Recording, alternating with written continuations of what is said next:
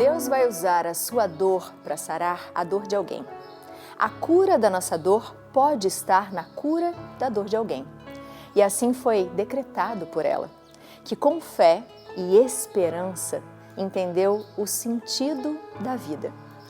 Hoje a gente vai falar nesse bate-papo um pouquinho mais sobre como nós somos únicos e amados. E principalmente que nós temos todas as ferramentas para zelar pela nossa saúde, como o amor, a fé, a esperança, o autoconhecimento. E quem partilha a história dela com a gente é a médica integrativa, doutora Isabel Esperança. Seja muito bem-vinda à nossa casa. Obrigada. Doutora, quando eu fiquei pensando sobre a sua história, sobre o seu nome, eu falei assim, Deus sabe muito bem o que Ele faz desde cedo, né? Porque quando a gente pensa em alguma situação desafiadora que a gente passa na nossa vida, às vezes a gente fica assim, eu não sei se eu tenho mais esperanças, se eu tenho fé, a gente meio que se confunde, às vezes a gente se questiona, né? Mas é tão bonito quando a gente vira a nossa chave e encontra um sentido para as coisas. Eu queria que você contasse para as pessoas como foi essa sua virada de chave, o que aconteceu na sua vida para você ser a Isabel de hoje? Então, essa história, ela começou há 9 anos. Eu, como todas as pessoas, na verdade, a gente se perde na ilusão da vida. Então, como muitos que devem estar assistindo a gente agora, eu tinha uma vida agitada, estressada, cheia de compromissos, perdida nas tarefas que eu achava que eram o que resumia a minha vida. O que era importante. O que era importante na minha vida. Os papéis que eu achava que eu tinha que desempenhar todos os dias e com muita maestria, com muita rigidez, com muita inflexibilidade. Nessa época eu era médica do Corpo de Bombeiros do Estado do Rio de Janeiro. Então a minha vida era cheia de urgências o tempo inteiro. E essas urgências, elas na verdade mascaravam o que eu tinha de mais genuíno dentro de mim. Há 9 anos atrás, eu, num exame de rotina, porque na minha família já tinham acontecido muitos casos de câncer de intestino, inclusive a minha irmã tinha tido o primeiro câncer aos 32 anos. Eu fui fazer um exame de rotina e descobri que estava com câncer. Mas ainda ali a chave não virou, porque eu fui procurar tratamentos que fossem os mais velozes possíveis, porque eu precisava voltar para a minha vida, e essa era a minha frase. E hoje, quando eu encontro pessoas aqui no Instituto, né, eu falo para elas que não queiram voltar para a vida que adoeceram vocês. E é isso que acontece muito nas pessoas que passam pelo desafio da doença. Eu fui procurar ajuda na medicina que eu conhecia, e lá, para minha surpresa, não se tratava de um câncer comum. Um câncer raro, genético, chamado de síndrome de Lynch.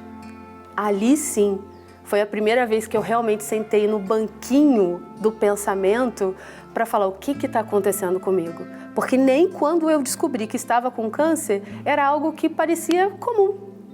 Tantas pessoas já tiveram na minha família, eu serei só mais uma.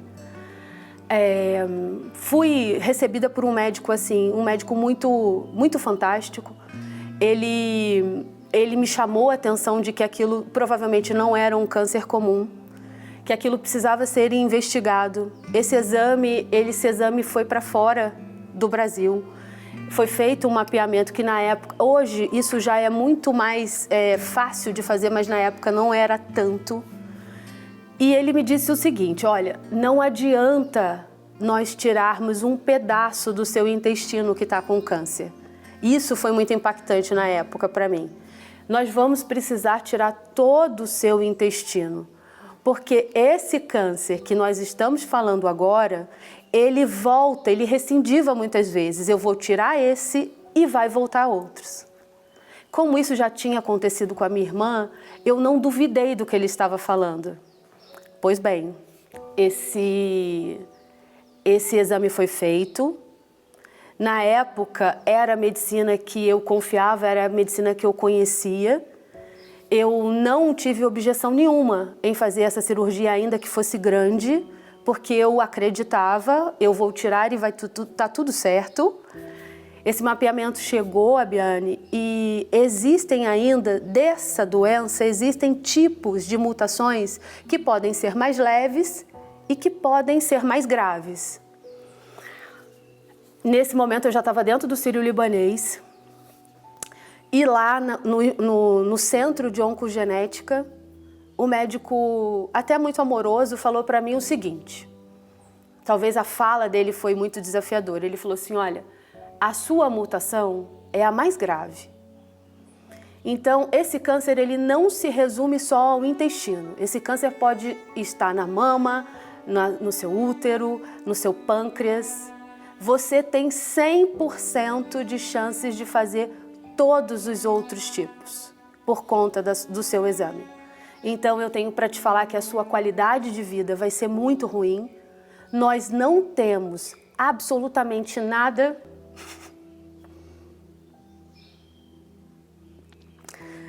Não é nem mais o trauma, eu acho que é mais a situação. A situação.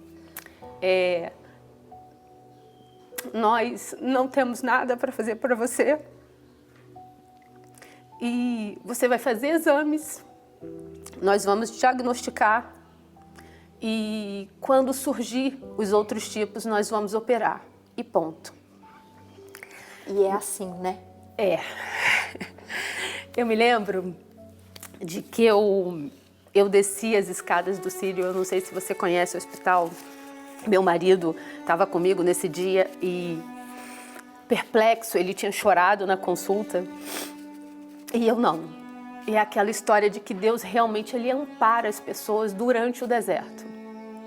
Eu desci as escadas e eu me lembro de ter falado a seguinte frase, eu falei assim, olha, essa medicina não sabe o que fazer para mim, mas deve existir alguma medicina que vai saber e eu vou ser direcionado para ela. Eu digo que o câncer foi uma bênção que Deus colocou na minha vida, porque na época eu não estava só adoecida no intestino, eu estava com a minha casa adoecida, eu estava com o meu trabalho adoecido, eu estava com o meu casamento adoecido e Ele veio no físico e restaurou toda a minha vida.